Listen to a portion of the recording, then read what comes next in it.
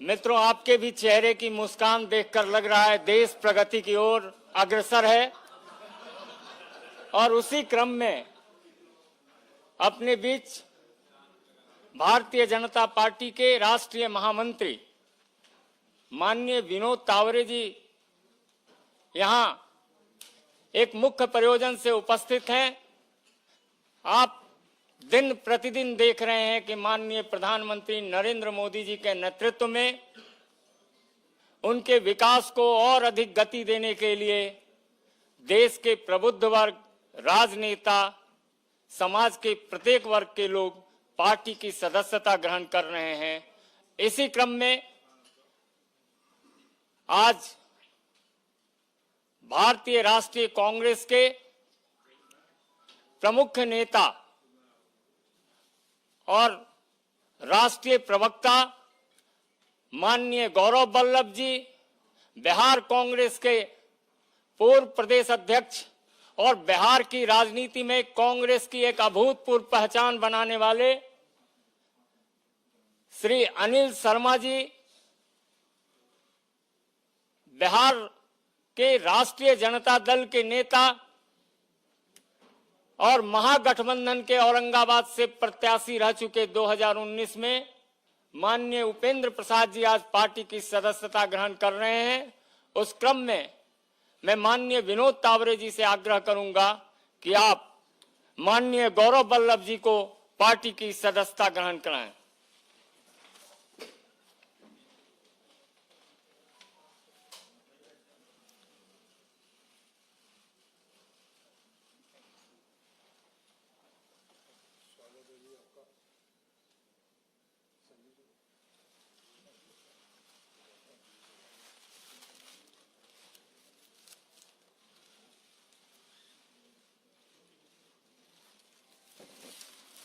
मेरा आग्रह होगा बिहार कांग्रेस के पूर्व अध्यक्ष और छात्र नेता के रूप में अपनी अलग पहचान रखने वाले माननीय अनिल शर्मा जी को पार्टी की सदस्यता ग्रहण कराएं।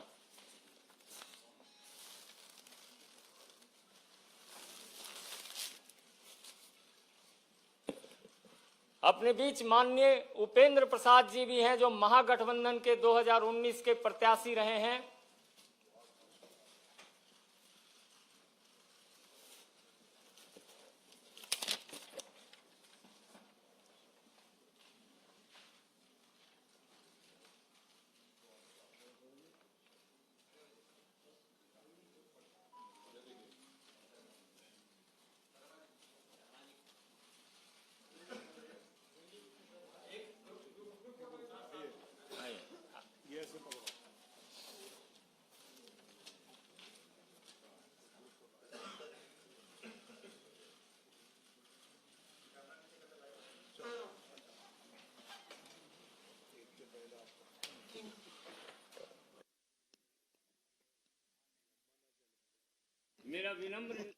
मेरा विनम्र निवेदन है माननीय विनोद तावरे जी से कि आपको संबोधित करें और अपने नए साथियों का अभिवादन करें। माननीय विनोद तावरे जी।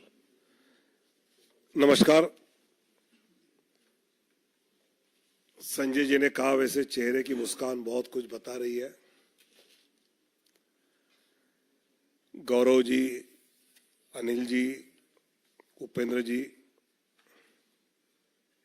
इन सब का ज्वाइनिंग और स्वागत तो हमने किया है।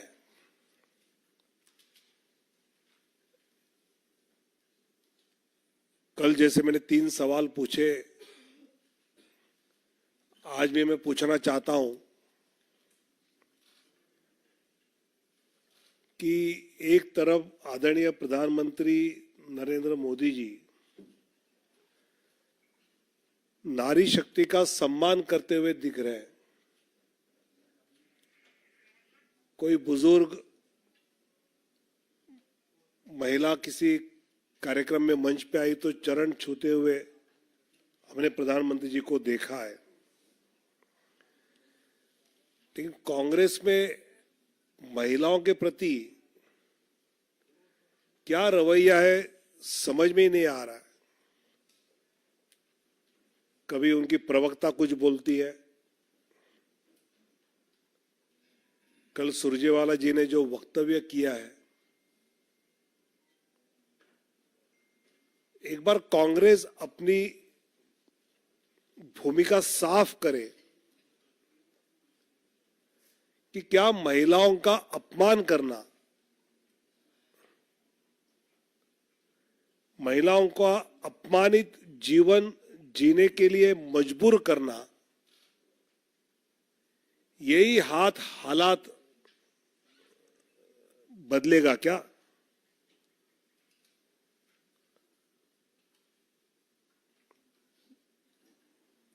ये कहीं कम लग रहा था तो छत्तीसगढ़ के कांग्रेस के नेता प्रतिपक्ष कह रहे हैं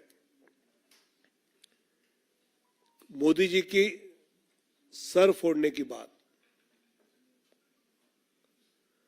मतलब विपक्ष के मुद्दे शायद खत्म होते जा रहे हैं और ऐसी बातों का सहारा लेते हुए मतलब कोई नेता इस प्रकार की बात कर सकता है तो छत्तीसगढ़ के नेता प्रतिपक्ष समझ जाए कि देश की जनता मोदी जी को चाहती है, वो लाठी उठाने वाले का क्या हाल कर सकती है, आप समझ लो। और इसलिए कांग्रेस अपने नेता प्रतिपक्ष का ये वक्तव्य के बारे में क्या कहना चाहती है वो हम सुनने के लिए उत्सुक हैं। और जिस कच्चा टीपू द्वीप की बात हमने कही थी, अब उसको लेकर कांग्रेस के सहयोगी एमडीएमके ने कहा है कि कांग्रेस ने तमिलनाडु की जनता से धोखा किया। ये घमंडिया गठबंधन के सदस्य ही कह रहे हैं। इसका जवाब राहुल जी क्या देंगे, ये सुनने के लिए हम उत्सुक हैं। आज यहां पर हमने प्रोफेसर गौरव जी का पार्टी में ज्वाइनिंग करते हुए स्वागत किया। लगभग एक दशक से कांग्रेस के प्रवक्ता रहे हैं, राष्ट्रीय प्रवक्ता रहे हैं और शिक्षा जगत में भी अपना एक महत्वपूर्ण स्थान चार्टर्ड अकाउंटेंट स्वयं है। और कई बार संजय मयू और अनिल बलूनी सब टीम बैठती है तो गौरव वल्लभ अगर डिस्कशन में जा रहे हैं तो फिर उस प्रकार कोई सीनियर जाना चाहिए। ऐसी चर्चा उनके कमरे में मैंने सुनी है और ऐसे गौरव जी का आज पार्टी ज्वाइनिंग हो रहा है, मैं उनका स्वागत करता हूं। साथ ही बिहार कांग्रेस अपना अस्तित्व खत्म करने के लिए खुद तुली है। जिस प्रकार प्रदेश के नेतृत्व को पूछे बिना बिहार के कांग्रेस पार्टी पर कुछ निर्णय थोपे जा रहे हैं और उससे वहां के नेता काफी दुखी है। अनिल शर्मा जी जो कांग्रेस कमेटी के बिहार के अध्यक्ष रहे हैं और उनके छात्र जीवन में छात्र संघ के अध्यक्ष तो रहे, लेकिन एक छात्र नेता के नाते, एक जुझारू नेता के नाते उनका परिचय रहा। वो भी आज भारतीय जनता पार्टी से जुड़े हैं, उनका भी मैं स्वागत करता हूं। और उपेंद्र प्रसाद जी जो महागठबंधन के केवल प्रत्याशी नहीं तो एक उस बिहार के इलाके में एक शक्ति रही। आज उपेंद्र जी भी भारतीय जनता पार्टी में आदरणीय नरेंद्र मोदी जी के नेतृत्व में विकसित भारत की संकल्पना को मजबूत करने के लिए जुड़ चुके हैं। इन तीनों का मैं स्वागत करता हूं और इन तीनों के आने से मैं मानता हूं कि गौरव जी है, अनिल जी है, उपेंद्र जी है, इन तीनों के पार्टी प्रवेश से पार्टी को तो बल मिलेगा, लेकिन उनकी क्षमताओं का उपयोग करते हुए हम जो विकसित भारत की संकल्पना लेकर चल रहे हैं उस पर और गति से चल पाएंगे, ये मुझे विश्वास है। धन्यवाद। मेरा निवेदन होगा माननीय गौरव वल्लभ जी से कि आपको संबोधित करें।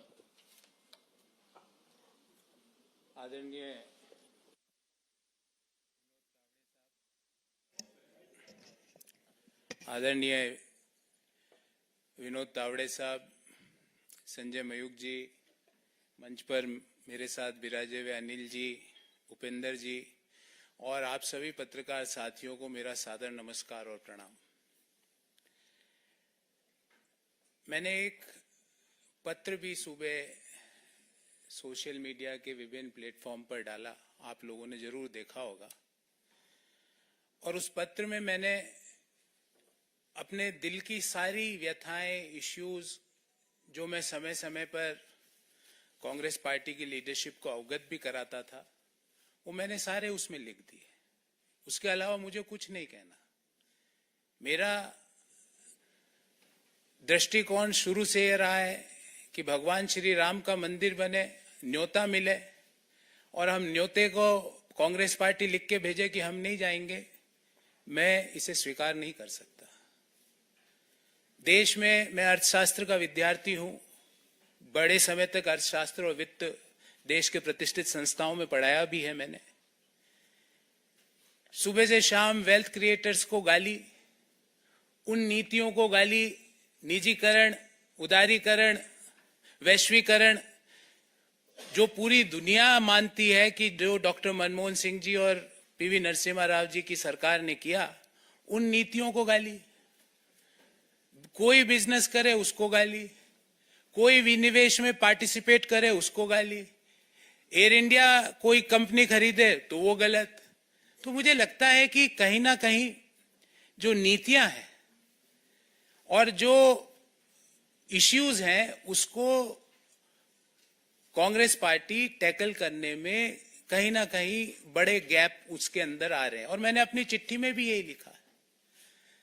और मैंने प्रमुख कारण यह बताया कि मेरे में इतनी ताकत नहीं है कि मैं सुबह से शाम बैठकर वेल्थ क्रिएटर्स को गाली देता फिरूं, मैं नहीं दे सकता।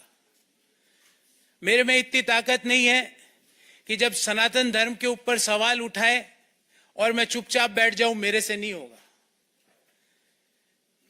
कांग्रेस पार्टी के नेताओं ने, कांग्रेस पार्टी के जो अलायंस पार्टनर्स हैं, उन्होंने सनातन धर्म के ऊपर बड़े बड़े प्रश्न उठाए, क्यों उसका जवाब नहीं दिया गया?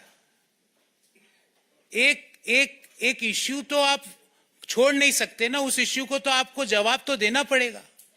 मैंने सारे विस्तार से ये सारी बातें इस चिट्ठी में लिखी है। मैं आदरणीय संजय मयूख जी से आग्रह करूंगा कि मेरी इस चिट्ठी की एक प्रति आपको जरूर दें, ताकि आपको पता लगे कि मेरा इश्यू बेस्ड रिजर्वेशंस क्या थे। और मैं महाभारत के इस छंद से अपने आप को हमेशा रेगुलेट और डायरेक्ट करता हूं, जो मैंने इस चिट्ठी में भी लिखा है। धर्म एवं हतो हंति धर्मो रक्षति रक्षित, तस्य धर्मो न हंतव्यो मा नो धर्मो हतो वधित। अर्थात धर्म के मामले में आप चुप्पी साध लो, जो गालियां दे रहे हैं सनातन को आप चुप्पी साध लेते हो, वेल्थ क्रिएटर्स को जो गाली दे रहा है आप चुप्पी साध लेते हो, और उल्टा गालियां दे रहे हो। देश में वेल्थ क्रिएशन जुर्म नहीं हो सकता। देश में जो नीतियां उदारीकरण की, निजीकरण की, वैश्वीकरण की नीतियां हैं, वो गलत नहीं हो सकती। आज आप इसलिए उन चीजों को गलत बोलते हो क्योंकि वो एक ऐसे व्यक्ति उन चीजों को आगे लेके जा रहा है जिनको आपको सुबह से शाम गाली देनी है। मैंने कम से कम 300-400 प्रेस वार्ताएं करी है साथियों, आपने भी कहीं ना कहीं मुझे जरूर देखा होगा। मैंने इश्यू बेस्ड रिजर्वेशंस पे बात करी है, व्यक्ति परक्ष आरोप आलोचनाएं नहीं करी है। व्यक्तियों के बारे में राजनीतिक पार्टियों पे आक्षेप नहीं होते। राजनीतिक पार्टियां आइडियोलॉजीज पर आधारित होती है, और जो आइडियोलॉजीज पर मैं ये सोच के कांग्रेस पार्टी, जो जिस आइडियोलॉजी को सोच के मैंने ज्वाइन किया था कि नए आइडियाज का, इंटेलेक्चुअल आइडियाज का, नए सोच का वहां पर सम्मान होगा, पर नए सोच का, नए आइडियाज का, नए लोगों को सम्मान छोड़ के क्रश करने की प्रक्रिया भारत को आगे नहीं ले जा सकती। और अल्टीमेटली हमारी आइडियोलॉजीज, पार्टीज की, पॉलिटिकल राजनीतिक पार्टियों की आइडियोलॉजीज अलग अलग हो सकती है, पर एक आइडियोलॉजी जो हम सबको जोड़ती है वो भारत को आगे ले जाने की आइडियोलॉजी, और उसी आइडियोलॉजी को ध्यान में रखते हुए जो विकसित भारत की जो संकल्पना है उसको आगे ले जाने के लिए जो आइडियोलॉजी ने मुझे आकर्षित किया, और मैंने आज भारतीय जनता पार्टी ज्वाइन करी। मुझे उम्मीद है मैं अपनी योग्यता का, अपने ज्ञान का, अपनी समझ का प्रयोग भारत को आगे ले जाने में जरूर भारतीय जनता पार्टी के माध्यम से कर पाऊंगा, और मैं अति प्रसन्न हूं। मैंने मेरी दिल की बात सारी लिख दी है, इससे ज्यादा ना तो मुझे किसी के व्यक्ति के बारे में टीका टिप्पणी करनी है। जो इश्यूज, और ये इश्यूज मैंने ऐसा नहीं कि पहली बार उठाए, पार्टी के हर पटल पे इन इश्यूज को मैंने समय समय पर उठाया और बेरोक टोक उठाया, पर जब आप इनको नजरअंदाज कर रहे हो तो मुझे लगता है कि भारत को आगे ले जाने में आपका कंट्रीब्यूशन नहीं है, और जब मैं अपना कंट्रीब्यूशन भारत जैसे महान देश को आगे ले जाने में नहीं दे सकता तो मैं वहां रहकर कुछ नहीं कर सकता। इसलिए मैंने प्रधानमंत्री नरेंद्र मोदी जी के विकसित भारत की संकल्पना को आधार बनाकर देश को आगे ले जाने की, जो डेवलप्ड नेशन बनाने की जो मोदी जी का सपना है, उसको साकार करने के लिए जो भी मेरे से योगदान होगा वो मैं पूर्ण रूप से दूंगा। इससे ज्यादा मैं आज आपसे कुछ नहीं कहना चाहता। बहुत बहुत धन्यवाद, बहुत बहुत धन्यवाद तावड़े साहब, संजय जी और आप सभी लोगों को जिन्होंने मुझे ये अवसर दिया।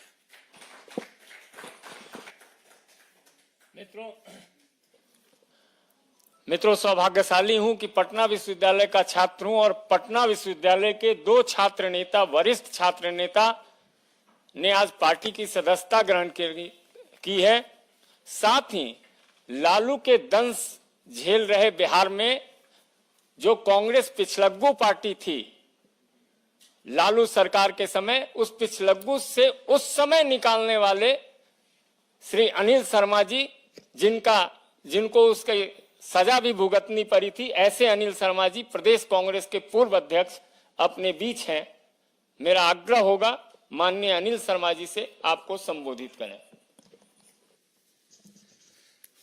आदरणीय विनोद तावड़े जी, संजय मयूख जी, हमारे साथी गौरव बल्लभ जी, हमारे विश्वविद्यालय दिनों के साथी भाई उपेंद्र जी, उपस्थित सभी सम्मानित पत्रकार बंधुओं, आप सबको नमस्कार।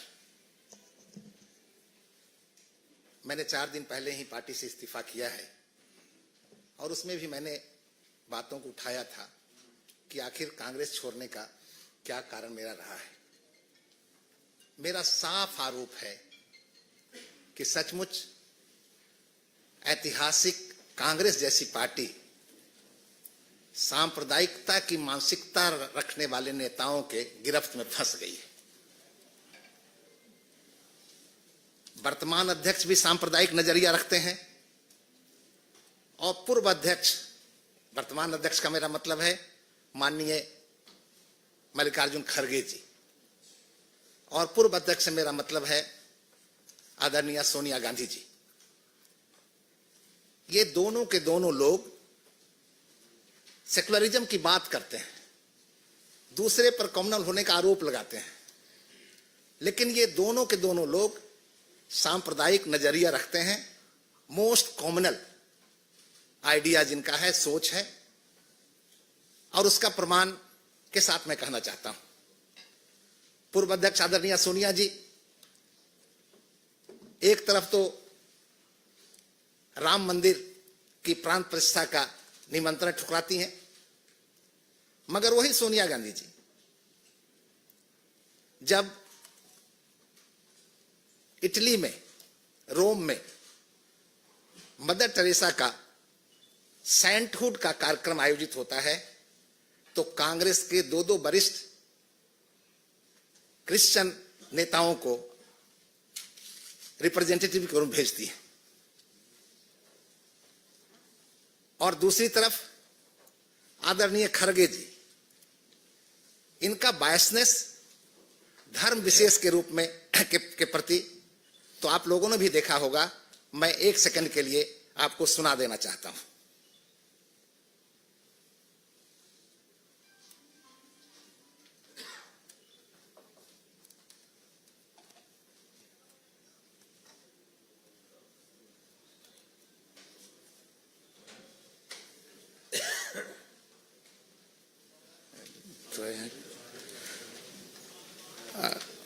जिसमें उन्होंने कहा है कि अगर नरेंद्र मोदी का राज आएगा तो देश में सनातन का राज आएगा। 4.5 कदम नहीं चले और हमको पूछना क्या किए। और ऐसे मोदी जी को अगर और शक्ति मिलेगी देश में तो समझो फिर इस देश में सनातन धर्म और आरएसएस की हुकूमत आएगी। 4.5 और हमको पूछना क्या किए। इससे स्पष्ट है कि इन दोनों नेताओं की मन स्थिति कैसी है। मैंने कई सभाओं में सुना, आपने भी सुना होगा, राहुल गांधी जी कहते हैं कि हम विचारधारा की लड़ाई लड़ रहे हैं। मैंने जब गौर किया तो पाया कि सचमुच राहुल गांधी जी विचारधारा की लड़ाई लड़ रहे हैं, और मेरी समझ से सचमुच इस देश में 2 तरह की विचारधारा की लड़ाई चल रही है। एक विचारधारा सनातन को मिटाने की विचारधारा है, और दूसरी विचारधारा सनातन को बचाने की विचारधारा है।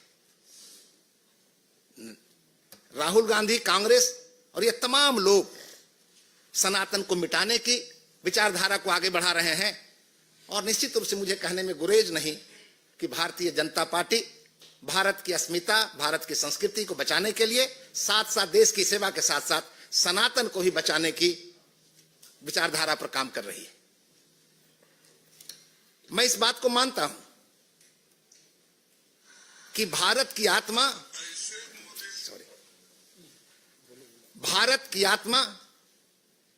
सनातन है। जिस तरह से शरीर से आत्मा निकल जाती है तो मानव शरीर निर्जीव हो जाता है, उसी तरह से दुर्भाग्य से कहीं भारत से सनातन का खात्मा हो गया तो भारत भी एक मृतप्राय देश जैसा रह जाएगा। और इसीलिए जब मैंने पार्टी से इस्तीफा किया तो मेरे सामने सवाल था कि क्या मुझे सनातन विरोधियों का साथ देना है या सनातन बचाने की जो लड़ाई लड़ रही ताकतें हैं उनका साथ देना है। और इसीलिए मैंने तय किया कि मुझे देश की सेवा के साथ साथ, समाज की सेवा के साथ साथ सनातन की भी रक्षा करनी है, सनातन की भी सेवा करनी है, और इसलिए मैं भारतीय जनता पार्टी में शामिल होने का फैसला किया है।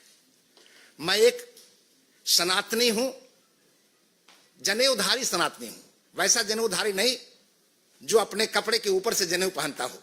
हमारे पास तो बाजाबता यज्ञोपवीत संस्कार के साथ मिला हुआ यज्ञोपवीत है। मगर आज देश में एक बड़े समुदाय को गुमराह करने के लिए जनेऊ धारण करने की बातें चलती हुई आप देखते हैं। पिछले दिनों राहुल गांधी ने अपनी यात्राओं में हर जगह कहा कि मैं मोहब्बत की दुकान लगाना चाहता हूं। जो शांति प्रिय लोग हैं, जो प्रेम मोहब्बत से रह रहे हैं, उनको तो मोहब्बत की दुकान की जरूरत नहीं है। मोहब्बत की दुकान तो उनको चाहिए जो नफरत की मानसिकता से जी रहे हैं और दूसरे की शांति को भंग कर रहे हैं। निश्चित रूप से अगर राहुल गांधी जी को लगाना चाहिए मोहब्बत की दुकान तो जम्मू कश्मीर जैसे राज्य में लगाना चाहिए, जहां नफरत की मानसिकता रखने वाले लोग वहां के शांति को भंग कर रखे हैं और इसलिए हम मानते हैं कि देश में सुख समृद्धि बढ़ाने के लिए जो नरेंद्र मोदी जी के नेतृत्व में भारतीय जनता पार्टी काम कर रही है, वो ऐतिहासिक काम कर रही है। और जो सपना है भारतीय जनता पार्टी का, नरेंद्र मोदी जी का, वो सपना निश्चित रूप से देश की जनता का जिस तरह से झुकाव है, समर्थन है, वो पूरा होगा। उसमें हमारे जैसे लोगों की भी गिलहरी का प्रयास योगदान के रूप में आ सकता है, तो वो करने में मुझे प्रसन्नता हुई है। इसलिए मैंने भी भारतीय जनता पार्टी में शामिल होने का फैसला किया है। बहुत बहुत धन्यवाद आपको। मेरा निवेदन होगा, शिक्षा नीति की लड़ाई लड़ने वाले छात्र नेता और महागठबंधन के पूर्व प्रत्याशी श्री उपेंद्र प्रसाद जी से आपको संबोधित करें।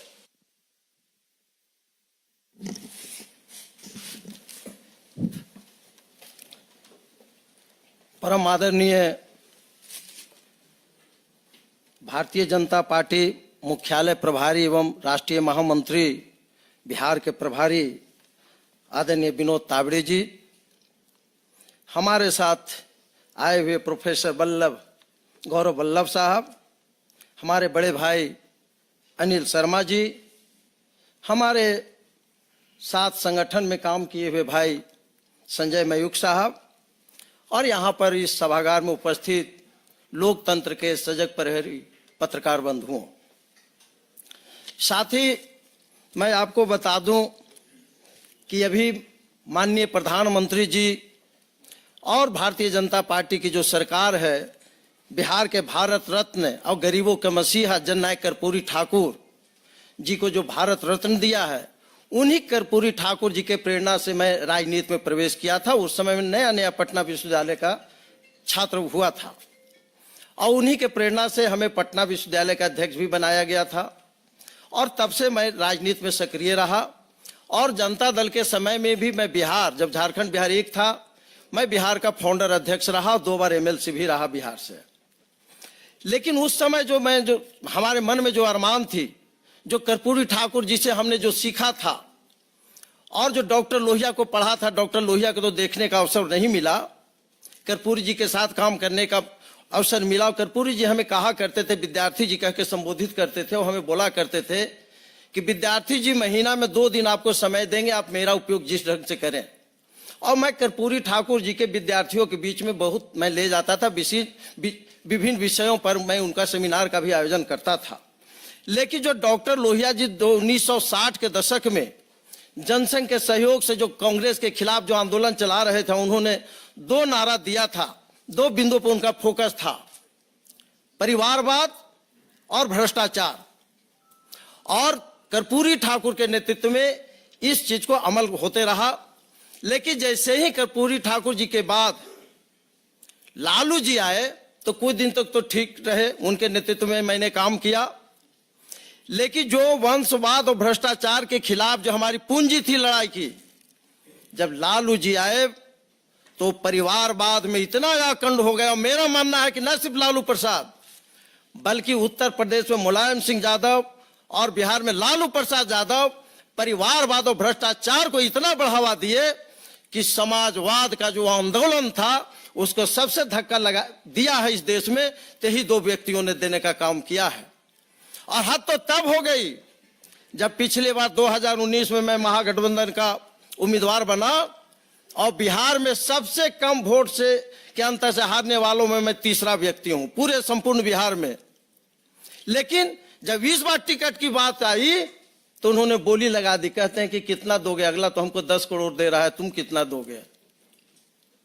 तो मैं खीन हुआ और मैं देखा कि मैं जिस उद्देश्य से यहां पर राजनीति कर रहा था उद्देश्य की पूर्ति नहीं होगी।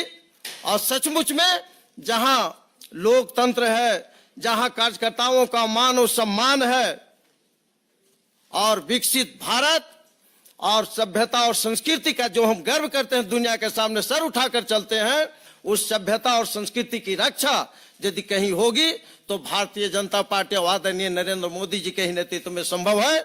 इसलिए हमने राष्ट्रीय जनता दल से इस्तीफा त्याग पत्र देते हुए आज विनोद तावड़े जी की उपस्थिति में, भाई संजय मयूख जी की उपस्थिति में मैं भारतीय जनता पार्टी का सदस्य बनने के लिए मैं यहाँ पर उपस्थित हूँ और मैं अपनी संपूर्ण ऊर्जा का इस्तेमाल पार्टी को मजबूत करने, समाज और देश को विकसित करने में मैं लगाने का काम करूंगा। इसी संकल्प के साथ मैं यहां पर आया हूं और मैं इसी के साथ मैं अपनी बात को समाप्त करता हूं।